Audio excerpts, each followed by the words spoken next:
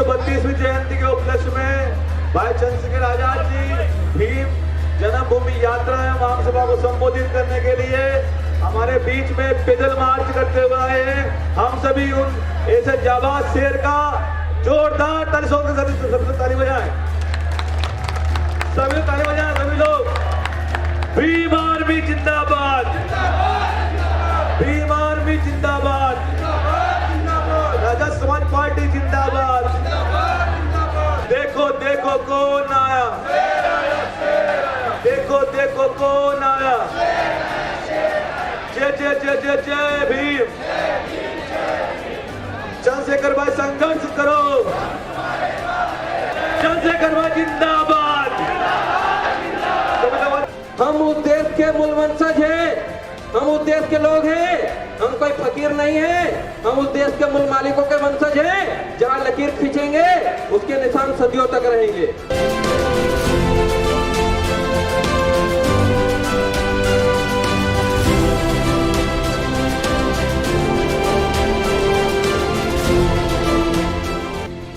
ये जोश, ये आक्रोश हजारों साल से जो अत्याचार हमारे लोगों ने सहा, और उसके बाद जब आज हम शिक्षा लेके डॉक्टर, इंजीनियर, वकील बनकर घूम रहे हैं, शिक्षित होकर घूम रहे हैं, तो आज हमें इन गुलामी की बेड़ियों में जकड़न महसूस होती है और हमारा खून उबाल मारता है।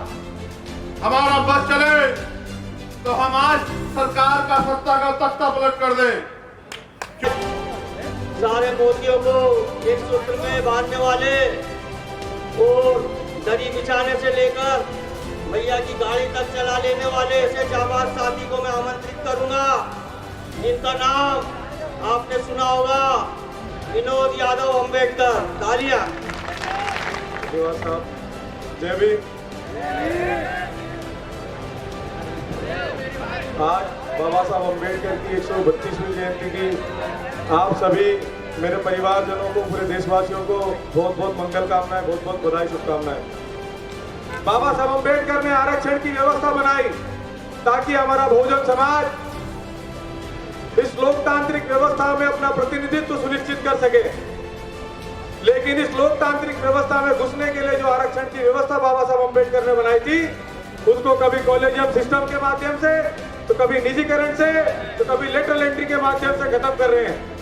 तो मेरे नौजवान पढ़े लिखे भाइयों बहनों, मेरे साथियों, मैं आप लोगों से कहना चाहता हूं कि बाबा साहब अम्बेडकर के दिए हुए संविधान में अधिकारों को हम लोगों को बचाना होगा, ताकि हमारे आने वाली पीढ़ियों को हम कुछ दे सके। चाहे वो शिवपुरी की सभा हो, चाहे उज्जैन की, मंदसौर की हो, चाहे 12 फरवरी को भोपाल की, तो ऐसे ओजस्वी हमारे जाबाज प्रदेश अध्यक्ष माननीय सुनील अत्रे जी को मैं आमंत्रित करूंगा कि 2 शब्द कहकर अपना। और ये कहना चाहूंगा कि आपका प्रेम, आपका साथ अगर हमारे ऊपर रहा, तो मध्य प्रदेश से जिस प्रकार से लाखों से जिस प्रकार से यहाँ से जन्मभूमि से शेर दहाड़ रहे हैं, अगली बार 2023 में यही शेर विधानसभा के अंदर से दहाड़ने का काम करें सर। एक समय पर यह कहा जाता था कि जन्मभूमि पर तो महाराष्ट्र के लोग आते थे, लोग आते हैं। जब हमने इस परिपाटी को बदलने का प्रयास किया और हमने कहा कि नहीं, अब मालवा निमाड़ के लोग भी जन्म जयंती पर महू पहुंचने का काम करेंगे, तो साथियों सरकार को डर लगा और सरकार को लगा कि ये तो बहुत बड़ा सैलाब आएगा यहाँ पर, तो सरकार ने हमारी भीड़ को रोकने के लिए संत रविदास जयंती के तहत उसके अनुसार डॉक्टर BR अम्बेडकर की जयंती भी गांव-गांव मनाने का आदेश दे रही है। आपकी ताकत का जवाब सकती सरकार को। मेरे पिताजी के गुजर जाने के बाद मैं लगभग 2.5 साल से मेरे पिताजी के कारवां को आगे लेके चल रही हूँ। उनके जीवन का मात्र एक मकसद था, उनके जीवन का मात्र एक मकसद था, वो एक आदिवासी मुख्यमंत्री बनाना चाहते थे। मैंने कहा कि सबसे पहला आदिवासी मुख्यमंत्री मध्य प्रदेश में हम और हमारे गठबंधन के साथी बनाने का काम करेंगे। आरएसएस का गढ़ है महू शहर, आप देखते हैं महू शहर में यदि आज 3000 लोग पे खड़े थे, 3000 लोग 3 लाख पे भारी है कि हो गई है पीर पर्वत सी पिघलनी चाहिए, इस हिमालय से कोई गंगा निकलनी चाहिए। और सिर्फ हंगामा खड़ा करना मेरा मकसद नहीं, मेरी कोशिश है कि सूरत बदलनी चाहिए। एक तरफ संविधान विरोधी लोग हैं, एक दिन संविधान को बचाने वाले संविधान रक्षक एडवोकेट चंद्रशेखर भाई आपके बीच में बैठे हैं। ये दोनों मजबूत हाथ हैं जो आपकी भी रक्षा कर सकते हैं और इस संविधान की भी रक्षा कर सकते हैं। ऐसे माननीय राष्ट्रीय अध्यक्ष जी को मैं बुलाना चाहता हूँ। माननीय राष्ट्रीय अध्यक्ष जी, माननीय चंद्रशेखर आजाद जी, आपके बीच, आपके सामने, आपकी बात, आपको मार्गदर्शन देने के लिए आमंत्रित करता हूँ। आप पधारे साथी। चंद्रशेखर भाई संघर्ष करो, चंद्रशेखर भाई जिंदाबाद, जिंदाबाद, जिंदाबाद।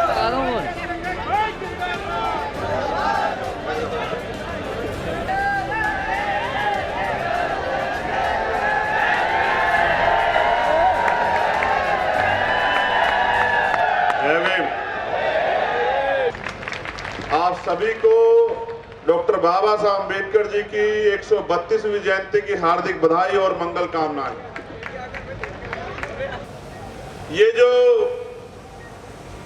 तस्वीरें मेरे सामने लगी, शहीद अनीश भार्गव, शहीद हर्ष सिसोदिया अम्बेडकर और शहीद किशन लाल यादव बागरी, मैं इन तमाम साथियों को भी नमन करता हूं।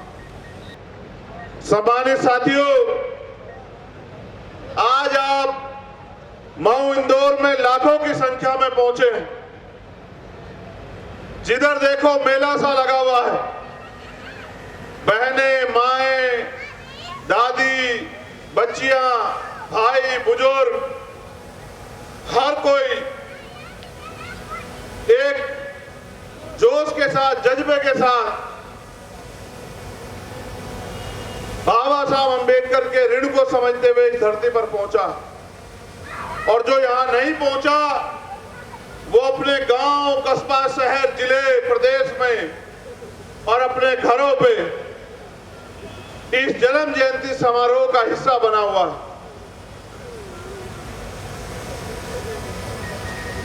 जन्म जयंती समारोह आज खत्म हो जाएगा, लेकिन बाबा साहब अम्बेडकर का सपना अभी अधूरा है। मैं यहां आपसे पूछना चाहता हूं, मध्य प्रदेश की धरती पे, मऊ इंदौर की धरती पे, क्या आप बाबा साहब अम्बेडकर के सपने को पूरा करने के लिए तैयार हैं? क्या आप बाबा साहब अम्बेडकर के सपने को पूरा करने के लिए तैयार हैं? क्या आप गुलामी की बेड़ियों को काटकर वास्तविक आजादी को लाने के लिए तैयार हैं? क्या आप इस देश में मानवतावादी संतों, गुरुओं, महापुरुषों का बेगमपुरा राज लाने के लिए तैयार हैं? क्या आप भारतीय संविधान की रक्षा के लिए तैयार हैं? क्या आप भारतीय संविधान को पूर्ण रूप से लागू कराने के लिए तैयार हैं? तो मेरी बात पे गौर कीजिए। अभी मैंने अपनी बाईं तरफ एक जोश देखा। ये नीले पीले पटकों वालों में जोश बहुत है। बस मैं उनको कहना चाहता हूं कि अपने इस जोश का प्रयोग अपनी गुलामी की बेड़ियां काटने के लिए करो, तो समाज और आने वाली पीढ़ी आपको याद रखें। इस जोश से मैं बड़ा गदगद होता हूं, क्योंकि मैं इस जोश को संभालना जानता हूं। मैं इस जोश को संभालना जानता हूं, इसलिए मैं इससे गदगद रहता हूं। मैं कभी नहीं घबराता इससे, क्योंकि मैं जानता हूं कि ये जोश, ये आक्रोश हजारों साल से जो अन्याय अत्याचार हमारे लोगों ने सहा, और उसके बाद जब आज हम शिक्षा लेके डॉक्टर, इंजीनियर, वकील बनकर घूम रहे हैं, शिक्षित होकर घूम रहे हैं, तो आज हमें इन गुलामी की बेड़ियों में जकड़न महसूस होती है और हमारा खून उबाल मारता है। हमारा बस चले तो हम आज सरकार का सत्ता का तख्ता पलट कर दें, और हमारे दो गठबंधन के दल के राष्ट्रीय अध्यक्ष जो आए थे नमन करने के लिए, वो भी यहां इसी उम्मीद से पहुंचे थे कि वो आपका जोश और जुनून देखने के लिए आए थे। उन्होंने मुझसे कहा भी कि इस बार तो क्योंकि पंचायत चुनाव घोषित हो गया है तो हमें वहां जाना है जरूरी, लेकिन अगली बार हम मऊ जब आएंगे तो तब तक हम इस सरकार का तख्ता पलट करवा देंगे आपके साथ मिलकर। अब मुझे आपसे भी कुछ कहना। हमारे मिशन 78 के भी सीनियर लीडर्स यहाँ हैं। मैं उन तमाम साथियों का जो अपने तन मन धन से इस आंदोलन को सींचने का काम कर रहे हैं, मिशन 78 के स्टूडेंट फेडरेशन के, मैं उन सब का भी धन्यवाद करता हूं। एक हमारे प्रदेश अध्यक्ष भीम आर्मी यहाँ नहीं है, उनकी तबीयत खराब है। मैं उनके लिए प्रार्थना करता हूं महापुरुषों से कि वो जल्दी स्वस्थ हो जाएं। एक पर्ची मेरे हाथ में दी गई और मेरे आज तक याद है। यहाँ गांव पड़ता है डोगर, उस गांव में एक बच्ची के साथ अन्याय हुआ और जब उसको न्याय की मांग के लिए हमारे लोग सड़कों पे आए तो सत्ता के इशारे पे पुलिस के लोगों ने हमारे लोगों पे गोलियां चलाई और एक भाई तो हमारा मौके पे ही शहीद हो गया, जिनको मैं मुख्यमंत्री बनाना चाहता हूं। ये सरकार उनके साथ खून की होली खेल रही है। मैं बस अपने लोगों को ये कहना चाहता हूं कि इनसे सावधान हो जाओ, आजमाए हुए को दोबारा नहीं आजमाते हैं। मैं मानता हूं कि कर्मचारी सरकार के अधीन है। मैं तो पुरानी पेंशन को लागू कराने के लिए आंदोलन करने के लिए तैयारी कर रहा हूं मध्य प्रदेश में कि पुरानी पेंशन लागू हो, बैकलॉग भरे, प्रमोशन में रिजर्वेशन SC ST OBC को मिले। मैं तो इसकी तैयारी कर रहा हूं, लेकिन अगर आप जमीर बेच के नौकरी करोगे, अगर आप किसी माँ की कोख को सूनी करोगे, किसी से सरकार के इशारे पे उसके बाप को भाई को छीन लोगे, तो मुझसे न्याय की उम्मीद करना कि मुझसे बचाने वाला तुम्हें कोई याद नहीं होगा। मैं आपको ये बताना चाहता हूं, उन्हीं की बात को आगे बढ़ाते हुए मैंने कहा कि सबसे पहला आदिवासी मुख्यमंत्री मध्य प्रदेश में हम और हमारे गठबंधन के साथी बनाने का काम करेंगे, जिससे कि इस इतने बड़े समुदाय के हितों की रक्षा हो। और क्योंकि ये मानवता को मानने वाले लोग हैं, प्रकृति को पूजने वाले लोग हैं, जब ये राज व्यवस्था की सर्वोच्च कुर्सी में बैठेंगे तो प्रदेश के किसी व्यक्ति का हित नहीं होगा। जिस तरह से भाई आकाश गुजर का फर्जी इनकाउंटर हुआ कि वो मेरा छोटा भाई अपनी मां के पैरों को छू के गया भारतीय सेना में वीर बनने, और इन निकम्मी सरकारों ने उसको ये समझ के कि इसकी कोई देखरेख करने वाला नहीं, उस गरीब नौजवान को, उस बहादुर भाई को बस से उतार के उसको गोली मारने का काम किया। ऐसे अन्याय का सामना हमको रोज करना पड़ेगा। मैं तो ये सोचता हूं कि आज नहीं तो कल आपके अंदर ये बल पैदा हो जाएगा कि आप मेरी तरह सर पे कफन बांध के निकल पड़ोगे।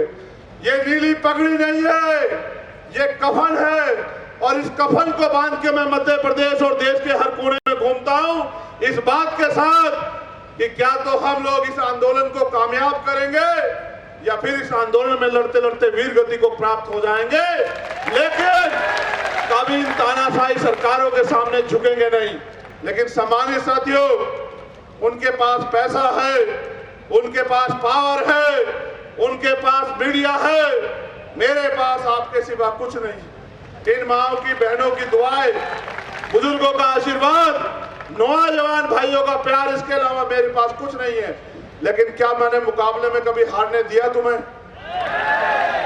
तो तुम भी तो मुझे हारने मत दो। जब तक आप ये नहीं समझाओगे कि सरकार आपका पैसा आपको देके, आप 1000 रुपए देते हो, 200 रुपए का राशन देके 800 रुपए आपकी अपनी जेब में रख के, और सरकार जो है आपके ऊपर एहसान करने का नाटक कर रही है। ऐ मेरे लोगों, भारतीय संविधान अंतिम व्यक्ति को भी रोटी कपड़ा मकान की गारंटी देता है। इसलिए मैं आपसे कहना चाहता हूं, मैं गारंटी से कह रहा हूं, मुझसे शर्त लगा लो जो सैलाब आपने 12 फरवरी को भोपाल में दिखाया था, यहाँ के मुख्यमंत्री जी से कहो कि सारे साधन लगा लें। देश के प्राइम मिनिस्टर से कहो कि वो अपनी पूरी ताकत लगा ले। अगर इतनी बड़ी सभा कर दे तो मैं राजनीति करना छोड़ दूंगा।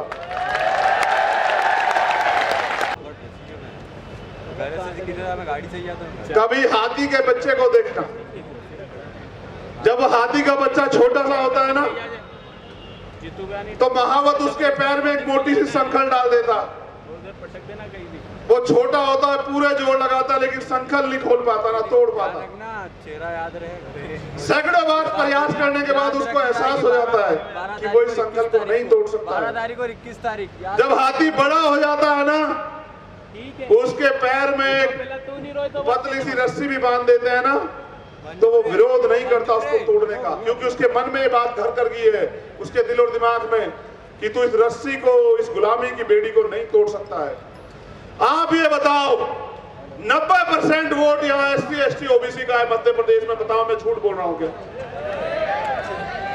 तो अगर 90 में से तुम 45 भी हमें दे दो, 45 उन्हें 90 होता ना, 45 को चाहे बांट भी देना, उस 45 को हमें दे दो, तो पूर्ण बहुमत की सरकार हमारी यहाँ बनेगी। मैं बस आपको इशारे से बता रहा हूं कि वोट आपका है। जब आप वोट देके उनका बना सकते हो तो अपना भी बना सकते हो। कि मध्य प्रदेश में SC ST OBC के लोग शासन सत्ता में आएंगे और कोई शेड्यूल ट्राइब का मेरा भाई, मेरी बहन मुख्यमंत्री बनेगा, वो पूरा हो जाएगा, मुझे भी चैन मिल जाएगा। देपालपुर में बागरी समाज के पर गुंडों ने अत्याचार किया, 2 लोगों की हत्या कर दी। मध्य प्रदेश रोजगार सहायक आंदोलन, नियमितीकरण, वेतन वृद्धि के लिए प्रशासन धमका रहा है। इंदौर में मोहम्मद साहब पर अभद्र टिप्पणी करने वालों के खिलाफ कार्रवाई नहीं करते हुए मुस्लिम समाज के लोगों पर राशुका लगा दी। मैं तो कह रहा हूं कि जब ये लोग अपने लिए लड़ने वाले लोगों को नहीं चुनेंगे तो फिर इस अन्याय का सामना उनको करना पड़ेगा। क्योंकि जितने पर्चे आप मुझको देते हो, जितना अन्याय आप देख रहे हो, इस अन्याय को रोकने का एकमात्र रास्ता ये है कि हम लोग अपनी राजनीतिक शक्ति यहां बनाने का काम करें। क्या आप इस लड़ाई में मेरा साथ दोगे? हाथ उठा के बताओ, दोनों हाथ उठा के बताओ। ये तो आगे वाला एक हाथ उठाए हुए, नजर रखनी पड़ती है अपने लोगों पे भी भाई। देखो सुनो, देखो नजर क्यों रखनी पड़ती है। मैंने मंच से कहा कि आज की सभा के बाद कुछ लोगों को बीजेपी ज्वाइन करा लेगी। कहा था ना मंच से कि आज की सभा के बाद कुछ लोगों को बीजेपी ज्वाइन करा लेगी। अगले दिन घूमती रही बीजेपी ज्वाइन ज्वाइन ज्वाइन। तुम एक को ले जाओगे 100 आ जाएंगे। और जिस दिन हमारा राज आ जाएगा, बहुजन समाज के लोगों का राज, हमारे लोग ऐसी सरकार चलाएंगे जो इस मंच पे बैठे हैं कि तुम्हारे विधायक छोड़ो, तुम्हारे घरों के मेंबर भी हमारी पार्टी में आ जाएंगे। याद रखना, क्योंकि जो जीवन और अवसर सुविधाएं बुनियादी आप नहीं दे पाए, वो देने का काम हम मानवता का राज को मानने वाले लोग करेंगे। मैं गारंटी से कहता हूं, अन्याय अत्याचार तो दूर की बात, जिस दिन हमारे लोग शासन सत्ता में आएंगे, किसी बहन की तरफ आंख उठाने की हिम्मत किसी गुंडे अपराधी की नहीं रहेगी। मेरा वादा है आप लोग। और वहां लड़ने वाले भी हैं, जहां जुल्म को बढ़ावा देने वाले हैं, वहां जुल्म के खिलाफ लड़ने वाले भी हैं। मेरा ये मानना है कि ये नीले और पीले पटके वाले मिलके अगर ये तय कर लेंगे, अगर लोकेंद्र यहां हो, मैंने उससे भी कहा अपने छोटे भाई से, जितने नीले पीले पटके वाले तय कर लेंगे, उस दिन इन्हें इस प्रदेश में किसी की जरूरत नहीं रहेगी। उस दिन इस प्रदेश में इनका राज आ जाएगा। जो नहीं जानता सुन लो, ये नेमावर के उस परिवार की आखिरी बिटिया है मेरी, भारती। को देखता हूं तो मेरा सीना छलनी हो जाता है, मगर मैं इसकी बहादुरी को सलाम करता हूं कि ये लड़ रही है, इसने घुटने नहीं टेके जालिमों के आगे। और मैं तो इससे भी कहूंगा, तुम्हारी कितनी एज होगी, 23 साल है। ये अभी 2 साल छोटी है, अगर ये छोटी ना होती तो मैं इसको इस बार विधायक बनाने के लिए खुद घूमता गली गली। मैं इसे इतना ताकतवर बनाता कि जिन लोगों ने अन्याय किया और अन्याय का साथ दिया वो लोग कल इसको खड़े होकर सैल्यूट करते। क्या आप चाहते हैं मैं इसकी ताकत से लड़ाई जीतूं? तो भाई ये देना ये बंद कर दो मेरे लोगों, मुझे ये इसकी ताकत दे दो बस। एक बार मुझे इसकी ताकत दे के देखो, फिर बताना। दोबारा किसी मसीहा की जरूरत नहीं पड़ेगी आपको आपके भाई के साथ, याद रखना मेरी बात को, ठीक है? शहीद भाई हर्ष के पिताजी 2 साइकिल देंगे। मैंने तो प्रार्थना की थी कि महापुरुष उनको इनके परिवार को खड़े होने की शक्ति दे। मैंने उसको देखा, वो बहुत आधी रात में निकलने वाला मेरा छोटा भाई था। आज समय की कमी है, लेकिन मैं अगली बार आऊंगा तो उनके घर जरूर जाऊंगा। बहुत बहुत धन्यवाद, आप यहां पहुंचे इतनी बड़ी ताकत से। जय भीम, जय भारत, जय मंडल, जय जोहर, जय संविधान। और आप सभी के लिए मंगल कामनाएं। आप दीर्घायु और स्वस्थ